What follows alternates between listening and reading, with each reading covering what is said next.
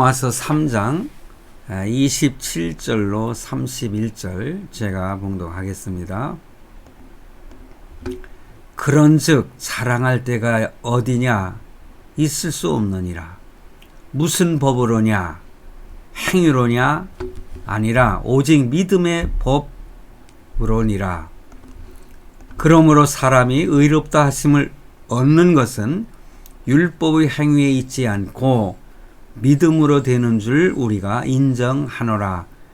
하나님은 다만 유대인의 하나님이시냐 또한 이방인의 하나님이시냐? 진실로 이방인의 하나님도 되시느니라. 할례자도 믿음으로 말미암아 또한 무할례자도 믿음으로 말미암아 의롭다 하실 하나님은 한 분이시니라.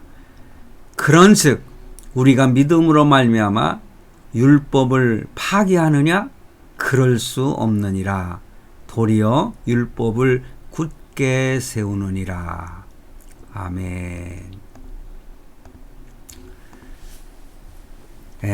지난 시간에 그 말씀을 드린 이 세상에 의인은 없나니 한 사람도 없다는 말씀으로 설교를 했습니다. 그래서 오늘 제목을 율법과 믿음의 법 이렇게 제목을 잡고 또 하나님의 말씀을 전하고자 합니다. 늘 말씀을 드리지만은요, 이 로마서 이 말씀을 설교하기가 그렇게 쉽거나 편치 않다는 말씀을 드렸습니다. 왜냐? 설교하는 저 자신이 먼저 하나님의 어떤 은혜를 체험해야 되기 때문에, 그리고 항상 지적을 당하기 때문에 부끄러운 마음을 가지고 설교를 하게 됩니다. 사실 오늘 먼저 이 말씀을 드리고 설교를 시작하려고 합니다. 설교를 간단히 해야 되는데 그게 설교 잘하는 목사 아니겠어요? 근데 저는 그렇게 설교를 잘 하지 못하는 것 같아요. 왜냐하면 이 얘기 저 얘기 전해드리고 싶은 말씀이 많아서 그렇습니다. 지난주에 오랫동안 함께했던 제가 총신대학 신학대학원을 나왔는데 거기 나온 동기 목사가 김아무개 목사님이신데 하나님의 곁으로 갔습니다. 저보다 한 서너 살, 한 3살인가 더 나이 먹은 동기 목사님인데 오랜 동안 지병으로 앓다가 결국 세상을 떠났습니다. 그런데 제가 이제 그곳에 조문하러 갔는데 사모님과 아들 하나, 근데 아들이 둘이 있는데 한 아들은, 큰 아들은 인도네시아 선교사로 가 있기 때문에 그 다음날 내일 온대요 그러더라고요. 그래서 어디서 선교를 하고 있느냐 물었더니 인도네시아 아체라는 곳에서 선교사로 일하고 있다는 거예요. 그래서 친구 목사님의 세상 떠난 것도 마음이 아프지만은 가슴을 탁 치면서 아픔이 더 오더라고요. 인도네시아 아체라는 곳에 갔어요. 자기가 스스로 자기 부인하고 사모하고 서로 의견을 같이 해서 그 아체라는 곳으로 갔다는 겁니다. 여러분, 아체라는 곳 어딘지 아시나요? 인도네시아의 저 북쪽에 있는 나라예요. 나라는 아니고 도시입니다. 인도네시아 도시.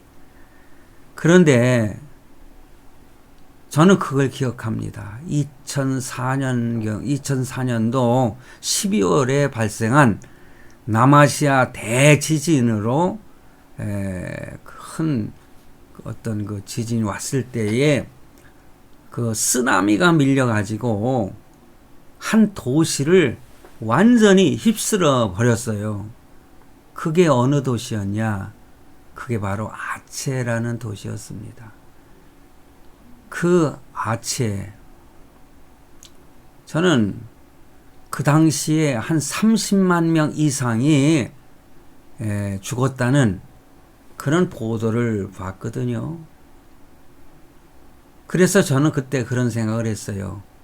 예수 믿는 사람들을 그렇게 악독하게 핍박하더니 결국은 그 도시 전체가 하나님의 징계를 받았구나. 뭐 인도네시아 사람들이 들으면 기분 나쁜 소리겠지만은 제가 들은 바는요. 그 아체라는 곳은 원래 그 모슬렘 근본주의자들이 몰려 사는 곳인데요. 만약에 예수 믿는 것이 들통이 나잖아요. 그러면은 죽여가지고 목에다 줄을 이렇게 매가지고는 그 아체라는 도시를 시내를 질질질질 끌고 다녔다 하는 그런 내용의 이야기를 듣고 가슴이 참 벌렁벌렁 했었는데 바로 이러한 도시에 가서 복음을 전하는 선교사의 역할을 하고 있다는 것입니다. 사모님의 얘기를 들어보니까 그곳에서 평생 한 사람이라도 예수 믿도록 구원할 수 있다면 선교의 보람을 갖는 거 아니겠는가. 여러분, 그 이야기를 들을 때에 가슴이 멍했습니다. 그래서 부족하지만은 내가 도울 수 있는 게 무엇일까? 우리 화목세계 선교회에 이름을 올리고 그 선교사에게 조금이나마 물질의 후원을 하려고 이미 작정을 했습니다.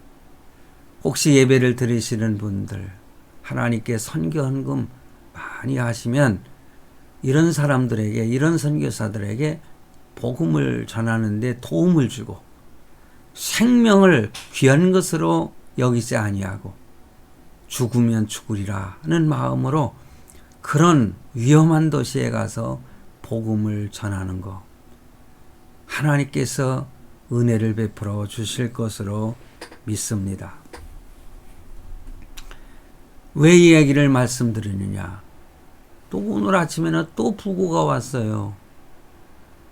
근데 같은 동기생인 강아무아무개라는 출석 부르면은 제일 먼저 대답하는 그 친구가 나보다 한 4살 이상 5살, 4살, 5살 이렇게 어린 친구인데 오늘 또 세상을 떠나고 하나님 품으로 갔다는 거예요. 곁에 있는 분들이 한 사람 한 사람 하나님의 부르심을 받는데 저 또한 언젠가는 하나님의 부르심을 받을 것으로 생각하고 지난번에 살려주셨으니까 건강하게 더 열심히 남은 생에 주님 오라 하시는 그날 때까지 선교하는 일로 참 열심을 다해서 충성하는 종이 되고자 합니다. 여러분들도 저를 위해서도 기도해 주시기를 바랍니다. 자, 율법과 복음의 차이입니다. 율법은 무엇이며 복음은 무엇이냐? 이 3장, 로마서 3장을 통해서 여러 번 말씀을 드리고 있습니다. 오늘 말씀을 한번 또 잘 들어보세요. 복음에는요, 용서가 있습니다. 그리고 화해가 있습니다. 또한 사람을 변화시키는 능력이 복음에 있습니다. 죄는 미워하지만 죄인을 사랑하시는 하나님의 은혜가 복음 안에 들어있는 것입니다. 그렇다면 율법은 무엇입니까? 복음은 과거의 모든 죄와 허물을 완전하게 용서하신 하나님의 사랑이 들어있는데 율법은 신앙의 양심을 드러내서 또한 우리에게 삶의 길을 또한 이렇게 안내를 해 줍니다.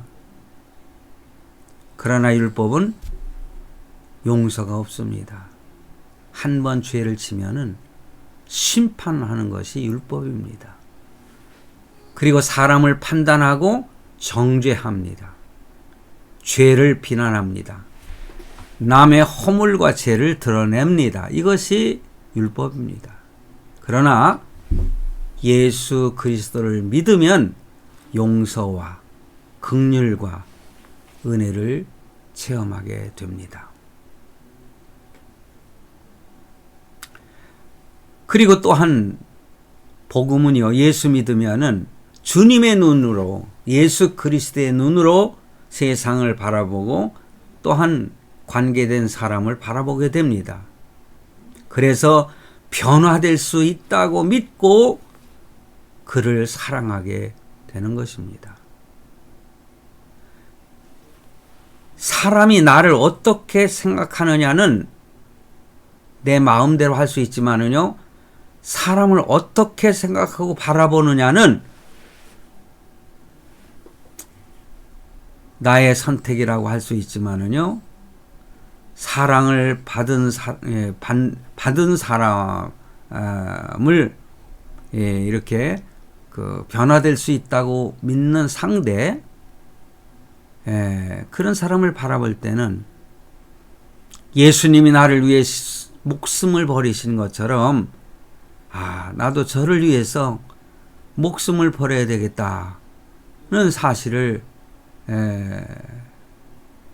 깨닫게 됩니다. 그것이 아체라는 곳에 죽음의 장소가 될 수도 있는 그곳에 저 사람들을 위해서 내 목숨을 바치겠다는 각오로 달려간 거 아니겠습니까? 고린도전서 16장 14절에 보면은 너희 모든 일을 사랑으로 행하라 그랬어요. 그런 사랑으로 사랑하는 것은 내 목숨까지도 내어놓을 수 있는 사도 바울 선생이 바로 그런 사랑으로 복음을 전하지 않았습니까? 그러므로 오늘 본문을 보면은요, 그리스도인들이 진정한 자랑거리가 무엇인지에 대해서 보여주고 있습니다. 그리스도인들이 자랑해야 될 게 뭐가 있겠습니까? 한번 생각해 보겠습니다. 특별히 율법을 자랑할 수 있습니까? 율법을 자랑하지 말아야 됩니다. 하나님께서는 이스라엘 백성들에게 율법을 주셨어요. 유대인들에게 율법을 주셨어요. 그러니 그들은 그 율법을 가지고 자긍심을 갖고 참 그럴만합니다. 긍지를 가질 수 있죠. 그러나 하나님께서 율법을 주신 이유가 무엇입니까?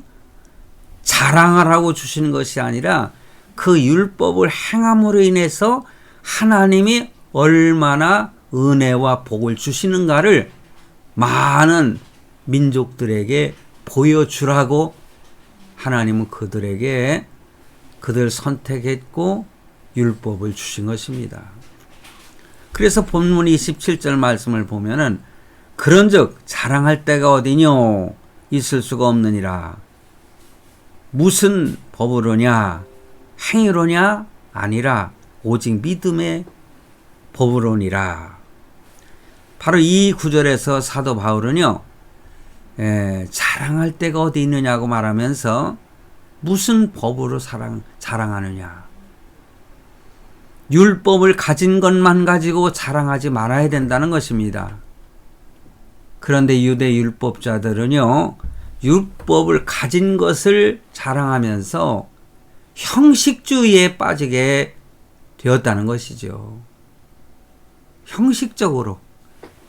우리가 예배를 드릴 수 있는 것도 하나님의 놀라운 복이잖아요. 그런데 우리가 지금 예배를 드리고 있는데 진정으로 마음과 뜻과 정성을 다하고 있습니까? 참으로 신령과 진정으로 하나님께 예배를 드리고 있습니까? 그냥 시간이 되었으니까 때우기 위해서 형식주의로, 형식적으로 지금 예배에 동참하고 그러고 있지는 않습니까? 예배에 참석해야 한 주간 동안 마음이 편해질 것 같으니까 예배를 드리고 있는 것은 아닙니까? 그래서는 안 된다는 것을 오늘 본문에서 우리에게 보여주고 있습니다. 이 바리새인들, 예수님 당시의 바리새인들, 예수님 앞에 책망을 많이 받았잖아요. 사실 이 바리새인들이 율법을 중요시하는 이 모습은 우리가 배울 필요가 있습니다. 예수님도 그렇게 말씀을 하셨어요. 율법 아주 중요한 것입니다. 우리가 지켜야 될 법인 것입니다. 그런데 요즘에 보면은 율법을 무시하고 은혜를 너무너무 내세우는 바람에 은혜를 값싼 은혜로 전락시키는 경우가 있다는 사실이에요. 때로는 우리에게 율법자들의 그 철저한 법정신을 우리가 배울 필요가 있지 않겠어요? 값싼 은혜가 돼서는 안 되겠죠. 은혜가 얼마나 값비싼 은혜입니까? 피로 값주고 사신 결과인 것입니다. 여러분, 예수님의 피값입니다. 그 예수님의 피가 이 세상의 어느 것으로도 계산할 수 없는 놀라운 값이잖아요. 그런데 그 은혜를 값싼 은혜로 전락시키는 경향이 있는데 여러분, 그래서 되겠습니까? 예수 믿으세요. 예수 믿으세요. 값싸게 이렇게 1,000원짜리 그냥 구제하는 것처럼 그렇게 내던지는 것입니까? 복음은 놀라운 값을 가지고 있는 것입니다. 그런데 거저 주는 것입니다. 공짜로 주는 것입니다. 내가 예수 믿고 구원받은 것, 믿음을 선물로 공짜로 받았는데 그래서 가볍게 여기십니까? 아니죠. 너무너무 귀한 것입니다. 우리가 중요한 것은 뭐냐? 우리의 마음이죠. 그리고 율법을 지키는 것을 어떤 면에서는 자랑하지 않는 것이죠. 은혜이기 때문에. 흔히 율법주의자라고 말할 때에 단순히 율법을 잘 지키려고 하는 사람을 무조건 율법주의자라고 말할 수는 없는 것입니다. 율법을 잘 지켜야 되는 것입니다. 그건 율법주의자가 아닙니다. 율법을 잘 지키려는 태도는 우리에게 필요한 것입니다. 그러면 누가 율법주의자입니까? 율법을 잘 지키는 것을 자랑하려고 하는 사람, 우리가 말씀대로 순종하고 잘 사는 것, 이것을 무슨 자랑거리로 여기고 자랑하는 그것이 율법주의자라는 뜻입니다. 바리새인의 근본적인 잘못이 바로 거기에 있었던 것입니다. 내가 11조를 하고 하루에 3번씩 기도하고 하는 이런 것들, 이것은 믿는 성도로서 당연히 해야 할 것인데 그것을 자랑을 하는 거죠. 내가 11조를 한 달에, 예를 들어서 한 달에 100만 원씩 한다. 한 달에 200만 원 한다. 아니면 한 달에 1000만 원씩 한다. 이것은 하나님이 주신 것에 대한 10의 1조일 뿐이지 자랑할 것은 아니라는 거죠. 그냥 믿음의 본분인 것입니다. 믿음의 법으로 사는 사람의 행위인 것입니다. 그러므로 이 세상의 것은 자랑할 것이 없습니다. 여러분, 이 바리새인들의 운동, 이것이 처음에는요 나쁜 것이 아니었어요.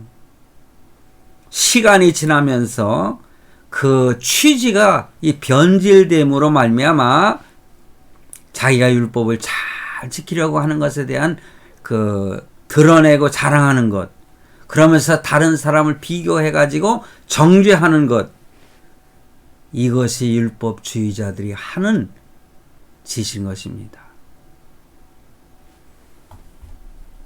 그런 율법주의적인 성향 때문에 당시에 유대 사회를 보면은 바리새인들은 그들의 경건함을 나타내기 위해서 몸부림을 쳤는데 자랑하기 위해서요. 인정받기 위해서 그랬던 것입니다.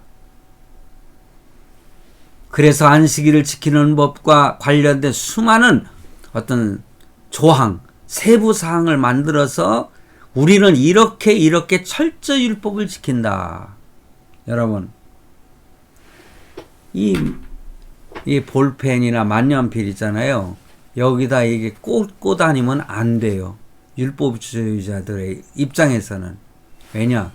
이것도 짐을 짊어지고 다니는 것이 되는 거예요. 여러분, 제가 여기 시계를 찼어요. 이 시계도 차면 안 돼요. 왜냐? 짐을 지고 다니는 거와 마찬가지로 일을 한다는 거죠. 뿐만 아니라 전구가 있잖아요. 전구가 불이 나갔어요. 안식일 날은 전구도 갈아 낄 수가 없어요. 그냥 캄캄하게 지내야 돼요. 이것이 유대주의자들, 율법주의자들이 이러한 세세 목록 만들어서 지키면서 우리는 봐라, 이렇게 철저하게 율법을 지키고 있다, 이렇게 자랑을 했습니다. 그것이 율법주의자들이 하는 일이에요. 이것은 잘못된 것입니다. 여러분, 관습과 전통에 대해서 사도 바울은 그들의 그 전통, 그들의 그 관습, 사도 바울이 뭐라고 했는 거 아니? 자랑하지 말라. 그렇게 권고하고 있는 것입니다. 피상적으로 법을 지키는 것보다 법 정신에 맞추어서 사는 것이 바로 중요하다는 거죠. 그런 율법을 자랑할 필요가 없는 거예요. 뿐만 아니라 혹시 내가 율법을 행하고 있다 하더라도 이 행위 자체도 자랑해서는 안 되는 것입니다. 보상을 받으려는 어떤 욕심이 있을 수도 있지 않습니까? 본문 27절 중간 부분에서 사도 바울이 행위로냐? 이렇게 질문하지 않습니까? 그러므로 행위도 자랑하지 말아야 한다고 말씀합니다. 그러므로 여기서 말하는 행위는 좁은 의미로 말하면은 율법을 지키는 행위고, 넓은 의미로 말하면은 사람들이 모든 선한 행위를 행하는 것, 이것을 포함하는 것이죠. 내가 어떤 사람에게 도움을 주었다. 그게 저도요, 어제 누가 대화를 나누면서 그런 얘기를 했어요. 내가 참 화목세계 선교회 대표로서 이러한 후원을 하고 이거는 후원을, 이것도 자랑해서는 안 된다. 저는 그렇게 표현을 했어요. 그냥 묵묵히 하나님이 물질을 주셨으니까 가난하고 어려운 분들에게, 또 어렵게 지내는 목사님들에게, 이렇게 멀리 외국에 가서 참 힘들고 어려운 지역에서 복음을 전하고 있는 이 선교사들에게 묵묵히 그들을 후원하고 도와줘야 되지 않느냐. 그럴 때 하나님이 칭찬하시지 않겠어요? 기뻐하시지 않겠어요? 그래서 늘 저는 기도합니다. 주여, 교만하지 않게 해주옵소서. 자랑하지 않게 해주옵소서. 그냥 묵묵히 주어진 대로 내 나이 70이 넘었으니 이제 마무리하는 그런 인생을 살면서 주님 오시라는 그때까지 열심히 충성하는 종이 되고 싶습니다. 저에게 그때까지 건강도 주시고 또 많은 사람을 사랑할 수 있는 그런 마음을 주옵소서. 지금까지 살아오면서 목회하면서도 내가 상처 준 많은 분들이 있을 텐데 그분들의 상처를 이렇게 감싸주시고 위로해 주시고 치료해 주시고 부족한 저를 용서해 주옵소서. 저는 이것이 저의 기도 제목이에요. 그리고 이런 신앙을 우리 자녀들이 본받아서 하나님 앞에 칭찬받는 성도로서의 삶을 살게 해주옵소서. 이것이 바로 제 기도 제목입니다. 여러분들의 기도 제목은 무엇입니까? 그러므로 행위 자체도요, 자랑거리가 될 수 없다는 것입니다. 사람의 그 선행, 착한 일, 하나님의 기준에서 볼 때에 하나님의 그 기준에 완벽하게 도달해서 구원을 줄 수 있는 그런 행위가 아니라는 거죠. 더 나아가 그 사람에게 어떤 선행이 있어도 다른 면에서는 죄와 허물이 드러나는 그런 죄가 많기 때문에 그렇습니다. 완벽한 사람은 이 땅에 없기 때문에 행위 자체로 인정을 받을 수는 없죠. 그러나 하나님은 기쁘시게 받으시고 그의 보상 또한 주시는 것을 저는 성경적으로 믿습니다. 선행을 행하는 일은 물론 아주 귀하고 훌륭한 일이죠. 착한 일 많이 하시기 바랍니다. 그러나 어떤 아름다운 선행을 해도 선행을 자랑하는 모습은 버려야 된다는 거죠. 왜냐하면 선행을 자랑하다가 이렇게 스스로 높아져서 하나님께서 가장 싫어하시는 교만한 모습이 나타날까 겁이 나기 때문에 저 또한 그렇습니다. 그렇다면 우리 믿는 성도들이 자랑할 만한 게 뭐가 있을까요? 사실 오늘 본문에 그게 잘 나타나고 있어요. 믿음입니다. 믿음의 법을 사랑해야 되는 것입니다. 율법은 자랑할 것이 못 되지만 그러나 그것을 인정해야 되지만 은혜의 법, 믿음의 법 이거는 자랑해야 돼요. 예수 믿으세요. 예수 믿으면 모든 죄를 용서받고 하나님 나라에 갈 수 있습니다. 하나님의 자녀가 될 수 있습니다. 이렇게 믿음을 자랑하시기 바랍니다. 내가 행하는 모든 일들은 믿음이 있기 때문에 행하는 것입니다. 자연스럽게 행하는 것입니다. 이렇게 자랑을 하라는 거죠. 사도 바울이 자기는 십자가만을 자랑한다고 그랬잖아요. 그래서 27절 마지막 부분에 사도 바울은 사람은 자랑할 것이 하나도 없지만은 오직 믿음의 법으로니라. 믿음의 법. 이런 말하면서 우리가 자랑할 것은 오직 믿음밖에 없다는 사실을 강조하고 있는 말씀인 것입니다. 이 말은 내가 이렇게 믿음이 좋다. 내가 이렇게 영성이 뛰어나다. 이런 자랑이 아니라는 것입니다. 하나님께 인정받는 길은 믿음 외에 없다는 거죠. 내가 믿음을 소유할 때 하나님이 선물 주시는 믿음을 가지고 있다는 그 믿음 자체 그것이 자랑이라는 거예요. 신앙생활에서 무엇보다 중요한 것은 바로 믿음인 것입니다. 사람의 마음속에는 어떻게 공짜로 구원을 받을 수가 있어? 이런 의문점이 있을 수가 있죠. 내가 열심히 일을 하고 봉사를 하고 헌신을 해야 행위가 있어야 우리가 구원을 받지. 바로 여러분 혹시 천주교인들 오해하지 마세요. 천주교 교리는요 행위를 중심으로 하고 있습니다.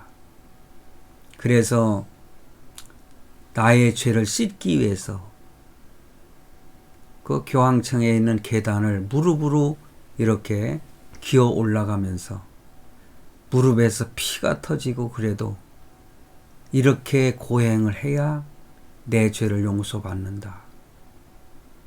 이것을 천주교에서는 가르치고 있어요. 그게 하나는 아니지만은, 그러니 마틴 루터가 신부 시절에 그 계단을 무릎으로 올라가면서 기도하면서 또한 늘 성경 공부를 로마서도 하고 했기 때문에 성경 말씀에 이렇게 해야 구원받는다고 하지 않았는데, 이렇게 피투성이가 되도록 피를 흘리면서 꼭 이 계단을 기어 올라가야 되느냐. 그때에 깨닫고 벌떡 일어나서 우리가 구원을 얻는 것은 믿음으로만이 구원을 받는다. 그래서 오직 믿음, 이것을 강조하며 부르짖었던 것이 바로 개혁인 것입니다. 종교 개혁. 공짜로 얻는 것이 좀 쑥스럽고 미안하고 그러니까는 어떻게 했습니까? 그런 행위, 고행을 통해서 구원을 받으려고 하는 것은 그건 가짜 복음입니다. 진짜 복음이 아닌 것입니다. 여러분, 그러므로 우리가 중요한 것은 행위보다는 뭐예요? 믿음이 중요하다는 것. 신앙을 떠나서 인간 관계에서도요, 행위보다는 믿음이 더 중요합니다. 제가 어떤 글을 보니까는 한 아들이 있는데, 그가 아버지의 반대를 무릅쓰고 되지도 않을 아버지의 돈을 빌려가지고 사업을 했다는 거예요. 그래서 아버지 돈 2천만 원을 갖다가 날려버리고 말았다는 거예요. 이 아들은 아버지 보기가 너무 부끄럽고 죄송스러워서 이 실패한 그 다음 날 가출을 했다는 겁니다. 그리고 각고의 고생 끝에 2년 만에 2천만 원을 들고 아버지에게 나타났어요. 그리고 말했습니다. 아버지, 제가 손해를 입힌 돈 2천만 원을 받으세요. 이제 제가 할 도리는 다 한 거지요. 이렇게 말을 했다는 것입니다. 여러분은 어떻게 생각하세요? 만약에 제 아들이 그렇게 했다고 하면은, 오, 너 잘했구나. 이제는 네 할 도리는 다 했구나. 그럴 것 같지는 않아요. 이놈이 가출을 해가지고 2년 동안 소식도 없이 세상을 지낼 때 애비의 심정이 어떻겠습니까? 갈기갈기 찢어지지 않았겠습니까? 그냥 2천만 원, 그건 내가 그냥 보태준 것인데, 그냥 애비 앞에서 옆에서 열심히 다른 일 열심히 해서 돈을 벌으면 되지, 왜 집을 나가서 열심히 벌었다고 하지만은, 열심히 살았다고 하지만은 대견하다고 나는 말할 것 같지 않아요. 아버지의 마음은 더 쓰리고 아팠을 거라고 생각을 합니다. 아들이 아버지에게 손해를 입혔을 때 할 말은, 가출하고 한참 후에 돌아와서 아버지 2천만 원 받으세요 라기보다는, 아버지, 제가 잘못했습니다. 아버지 말씀 그냥 어기고 그래서 탕자가 돼서는 안 되는 거죠. 나중에 탕자를 품에 안으면서 기뻐하는 눈물을 흘리는 아버지의 모습이 나오지만은, 그러나 자식은 아버지를 믿고 믿음으로 용서를 구하고 또한 용서받고 열심히 자기 일을 하며 사는 것이, 그게 믿음 아니겠습니까? 서로의 믿음. 그러므로 세상에서는요, 죄송합니다 하고 말을 해도 소용없죠. 그걸 갚아야 되니까, 다른 사람의 돈이었으면. 그러나 부자 관계에서는요, 무엇보다 중요한 것은 어떤 행위보다는 잘못을 인정하고 스스로, 아버지 죄송합니다. 제가 잘못했습니다. 제 판단이 부족했습니다. 아버지의 뜻을 따랐을 텐데 그랬으면 얼마나 좋았을까요? 그러면서 용서를 구하는 거예요. 이처럼 하나님께서는요, 이렇게 우리의 회개를 통해서 하나님을 의지하는 그런 믿음을 우리의 어떤 선행보다 소중하게 하나님은 보시고 여기실 것입니다. 회개해야 됩니다. 우리가 하나님 앞에서 자랑할 것은 사실 겸허한 그러한 믿음밖에 없는 것입니다. 그래서 본문 31절에 그런즉 우리가 믿음으로 말미암아 율법을 폐하느뇨? 그럴 수 없느니라. 도리어 율법을 굳게 세우느니라. 여러분, 믿음 안에 섰을 때는요, 율법이 완전하게 되는 것입니다. 율법과 믿음은 대립적인 것이 아닙니다. 진실한 믿음으로 가는 통로로 율법은 그 맡은 역할을 하는 것입니다. 율법으로 구원을 얻는 것은 아니지만은 구원을 얻은 사람에게는 율법은 꼭 필요한 것입니다. 율법은 우리의 죄를 깨닫도록 하나님이 주신 것입니다. 주님은 죄인을 부르러 이 땅에 오셨다고 말씀하고 있죠. 우리가 죄를 깨달으면 깨달을수록 주님의 은혜를 받을 가능성은 많아지는 것입니다. 그러면 하나님의 말씀을 늘 읽고 묵상하면서 그 말씀을 통해서 내 자신의 존재를 깨닫는 거죠. 여러분, 그래서 그런 의미에서 율법은 우리에게 필요한 것이다. 말씀은 우리에게 꼭 필요한 것이다. 또한 율법은 우리가 믿는 사람으로서 더욱 이렇게 성숙한 삶을 살아갈 수 있는 지표가 되어주기 때문에 그렇습니다. 믿음이 중요한 것이지만 믿음 안에서 하나님의 명령, 하나님의 말씀대로 살려는 노력, 이것이 또한 중요한 것입니다. 결론적으로 사람들마다 자랑거리가 있죠. 어떤 사람은 돈을 자랑하고 명예를 자랑하고 배우자를 자랑하고 또는 자식을 자랑하고, 저도 어제 친구 만나서 자식 자랑을 좀 하다가 좀 부끄러워서 아이고 내가 너무 또 자식 자랑만 했네 그랬더니 아우 이거 듣기 좋은데 뭘 이제 뭐 그렇지만은 한편으로는 제가 교만해지는 걸 좀 느껴서요. 자식 자랑 이것도 무의미한 거예요. 학력을 자랑하고 그렇습니다. 저도 때로는 학력도 자랑해요. 내가 대학원을 몇 개를 나왔는데 무슨 대학원 외국 무슨 대학원 또 무슨 대학원 내가 대학원을 4개나 나왔는데 그러면서 학벌을 자랑하게 되더라고요. 제가 이력서를 쓰게 되면은 그 학교 졸업했다는 거 다 적어요. 그 자랑 별거 없죠. 뭐 특별한 재능, 자랑거리가 많은 것은 한편으로는 좋은 것이지만 그러나 그 자랑거리 때문에 지나치게 자랑하다가 교만에 빠지면 하나님께서 싫어하시는 것입니다. 그래서 빌립보서 3장을 보면 사도 바울이 나도 너희가 자랑하고 있냐? 나도 자랑거리가 많아 이 사람들아. 내가 어떤 사람인데 내가 유대인 중에 히브리인 중에 히브리인이고 이스라엘의 베냐민 집하고 또 로마의 시민권도 내가 가지고 있어 이 사람들아. 이렇게 자랑을 할 수 있었지만은 내가 이러한 모든 것들을 예수 그리스도를 인하여 배설물로 여긴다고 그랬어요. 똥으로 여긴다는 거예요. 그거 자랑거리가 아니라 똥냄새 나는 것이라는 거죠. 그러므로 성도는 무엇보다도 하나님의 은혜로 하나님의 자녀가 된 복음을 자랑해야 된다. 그 믿음으로 말미암아 구원을 받았으니까. 성도들의 신비한 체험이라든가 이런 것도 자랑거리가 돼서는 안 됩니다. 저도요, 기도하면은 환자가 벌떡벌떡 일어나는 경험도 여러 번 했어요.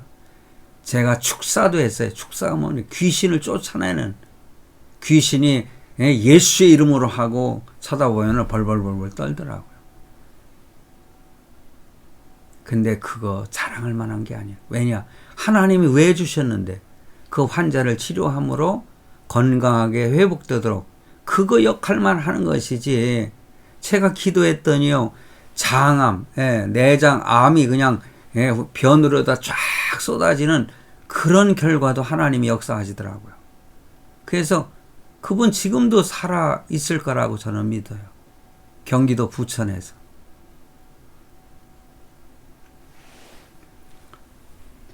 성도 여러분, 우리는 자랑할 거리가 이 세상 거 가지고 자랑할 것이 아니라 예수 그리스도를 믿음으로 구원받았다고 하는 이 복음을 자랑하고 십자가를 자랑하고 믿음의 법을 자랑하는 저와 여러분이 되셔서 주님께 하나님께 칭찬받는 모든 분들이 되시기를 바랍니다.